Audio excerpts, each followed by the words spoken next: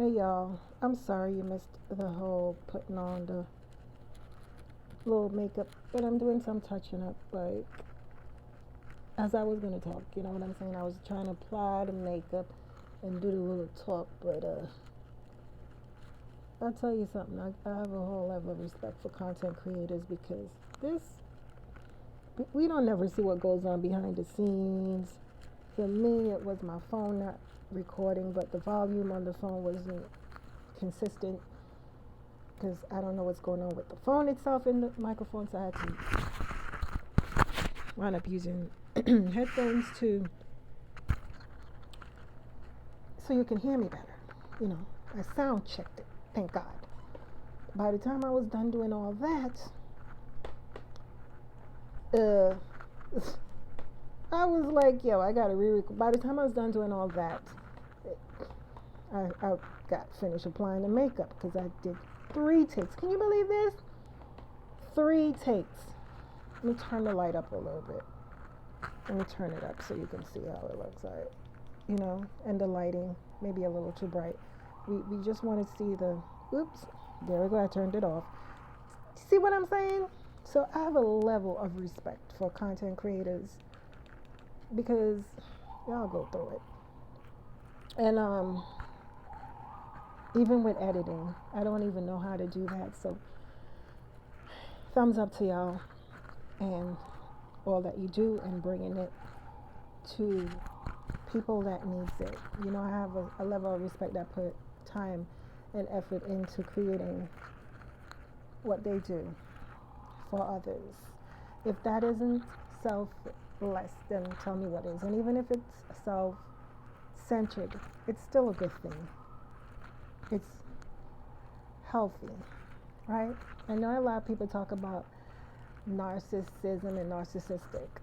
I am no clinical psychiatrist to diagnose people with any type of, I don't like to call it disorders, mental issues, or whatever. Because when you're doing the most I know about, I'm no clinical psychiatrist. I know clinical psychiatrists, to come to a conclusion, they have to give you a level of questions, right? This how they come up with, if you're this, if you're that. I'm none of those things, but I know that from watching clinical psychiatrists who are proficient in their field. Let me pull her up here.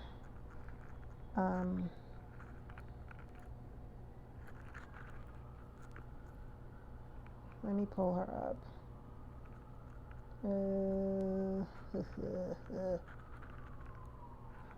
Narcissism. I think she talks about narcissism.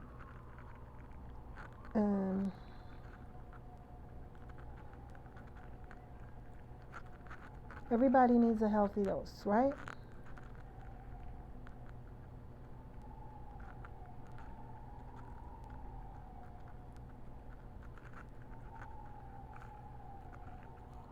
Let's see if she comes up. I'm not thinking she is. Whoever I'm looking for is not on this. Let's try the other one. Let's try this other search. Bear with me for 1 minute.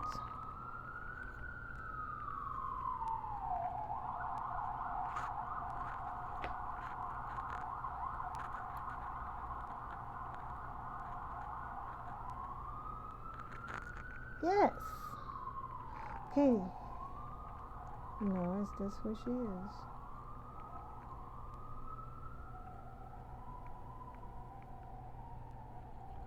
Anyway, forget that. That's all I'm even here to talk about. But I just wanted to touch upon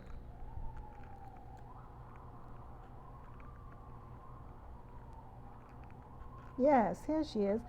Narcissism versus narcissistic.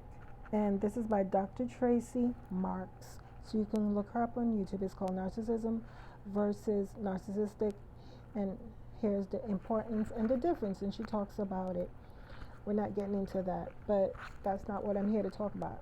All I'm just saying is that What I'm here to talk about is when you're in situations, I hope you can hear me, where people who you're that's in your life, whether it's for 5 minutes, 5 seconds, for your entire life, or your lifetime, or passing through whatever. And this can be romantic relationships, platonic relationships with people, members of your family, your parents, people in school, your in-laws, whomever. There are some people that want you to remain in your low self-esteem, with low self-esteem, because not because so much that they don't want the best for you, it's because they don't recognize and understand the importance of it and why you should have it. um, in a nutshell, self-esteem is your navigational system of how you approach life. And when we're born, when we're going through periods of our lives, you can either have it from, it can start off as being high, or you can start off with it being low. But it fluctuates. It never remains like high and it stays there. It's something that you constantly work on. The minute you come into contact with another human being or people, your self esteem is affected. And studies have shown that being on social media actually affects and lowers your self esteem.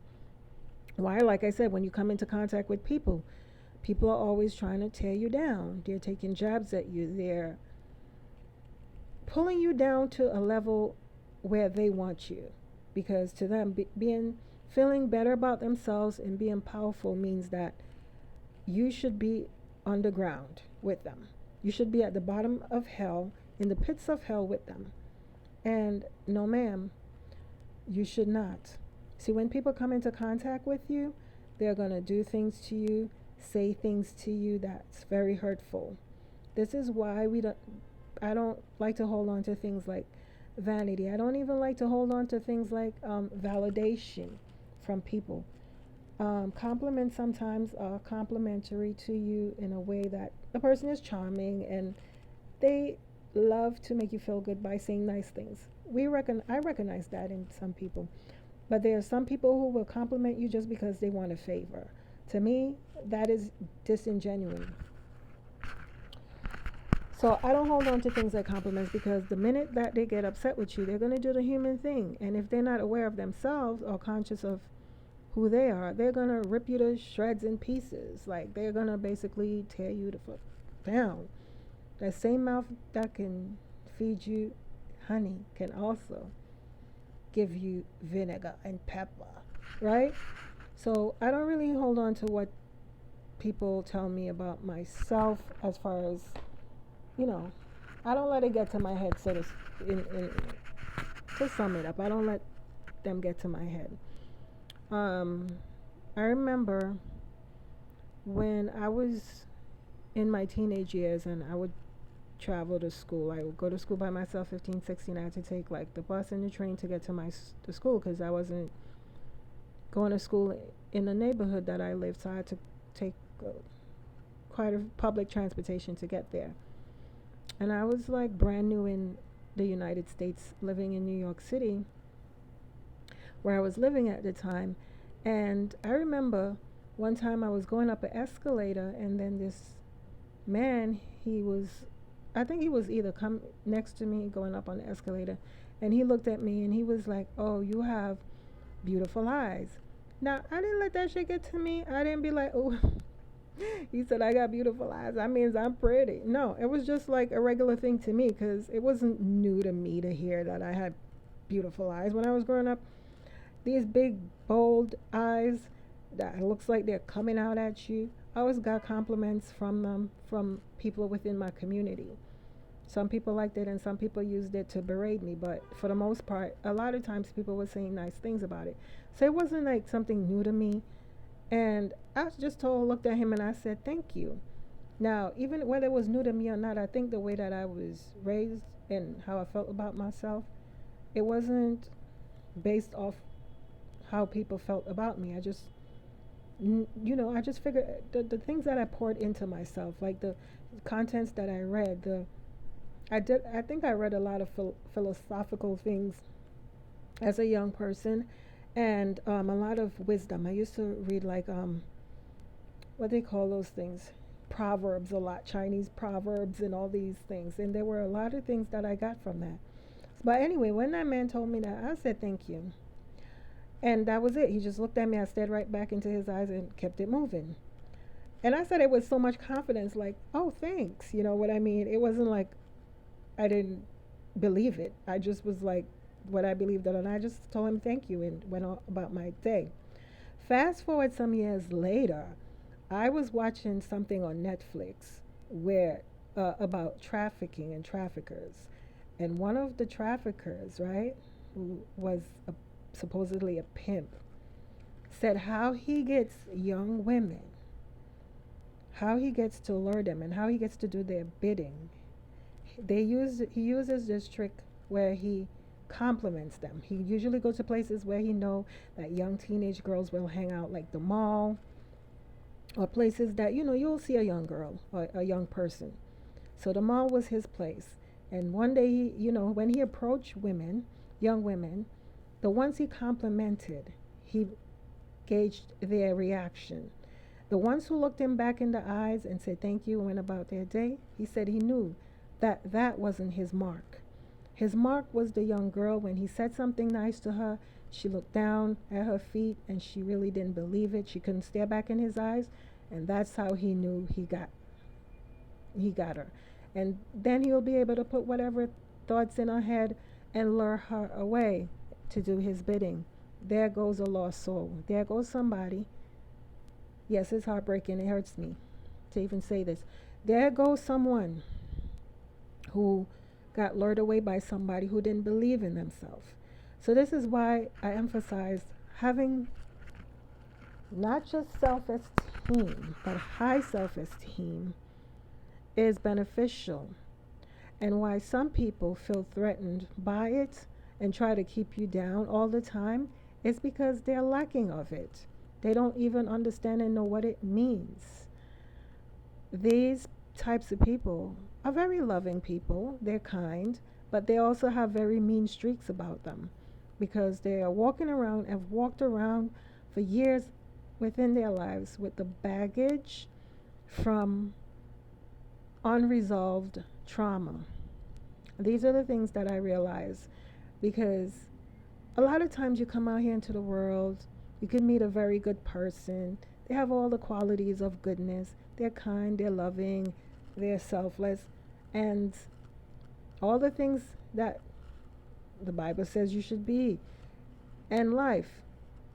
It don't matter to these types of people. If you feel good about yourself and you regard yourself a certain way, these people, that's not all the goodness and kindness that you do for them is not enough, because you know what they view kindness as? A weakness. And so they will keep trying to do manipulative things and things with ill intent. They like having you around, but these people do not like themselves.